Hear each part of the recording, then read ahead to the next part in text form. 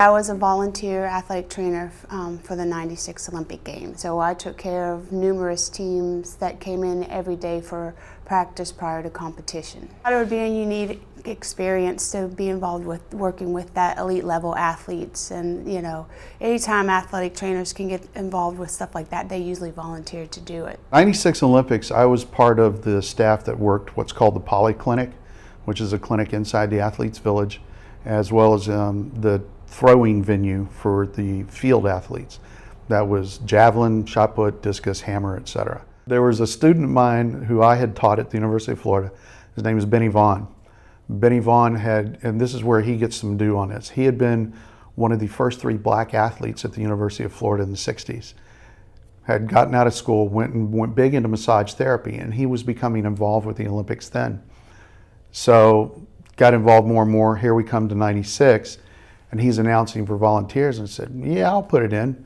Well, Benny was part of the people trying to get everybody for the Olympic Committee, and I guess that's how it happened. I worked with the Swedish women's soccer team, so we interacted with their athletic trainers. Are called physios over in Europe. So we worked with the physio, we learned some of the techniques that they use in practice, but we were basically there to provide assistance to their physios.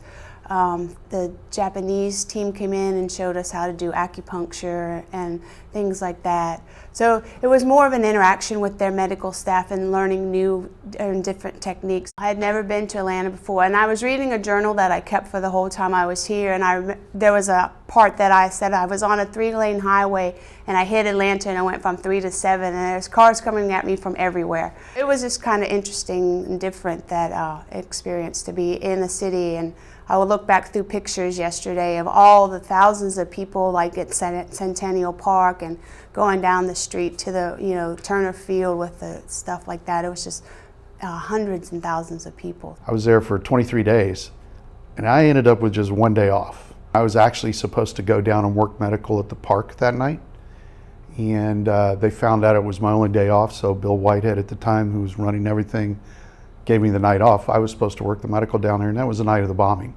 I was literally in my dorm room asleep. Now you gotta remember, this is in the day before cell phones were everywhere.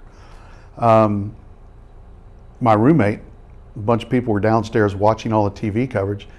They thought I was down there. They didn't know I'd gotten the night off.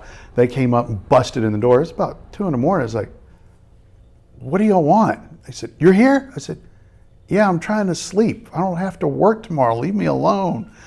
And they said, we thought you were down there. There was a bombing. Well, at that point, I popped up. My eyes were wide open. I went downstairs to watch TV as well. I was working at Agnes Scott, but the night before we had been down at Centennial Park. And so we didn't know anything about it, that it had happened, until my brother called me at 6 in the morning wanting to know if I was okay. And I said, why? And then he told me. So it was because of the bombing and stuff that night. We all got to go see the opening ceremonies. Got to go the night before. My very good friend who was with me at the time and had to leave shortly after the rehearsal the night before had ripped his Achilles tendon at the basketball venue, so he had to go home. But the cool thing was, we got preferential treatment and transportation getting into the rehearsal for the opening ceremonies. So it was pretty cool. It was good to see that, and then got to go back and see Ali lighting the torch and everything. So yeah, that was pretty unique.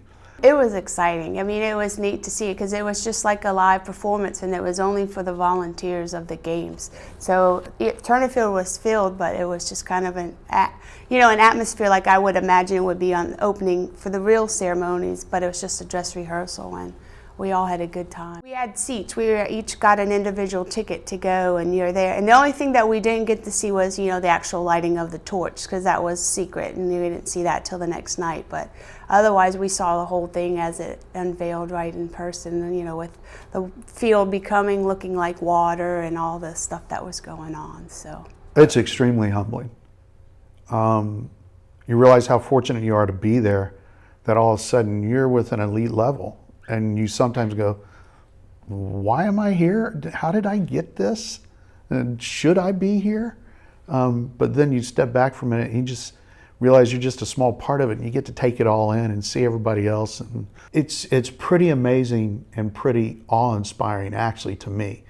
Is it humbling? Yeah, because they've put a lot of sweat and blood and time into it. Have I as an athletic trainer? Sure. Have every one of us that try to get there to do that? Yeah, we have. But I don't think it's near to the extent they have. We're there to help them.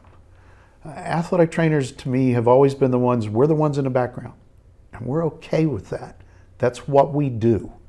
We help them go out there, be safe, be healthy, and do the best competition that they can do. And we're okay with that. We don't mind that. We take our pride in seeing them be able to smile and know they've done their best.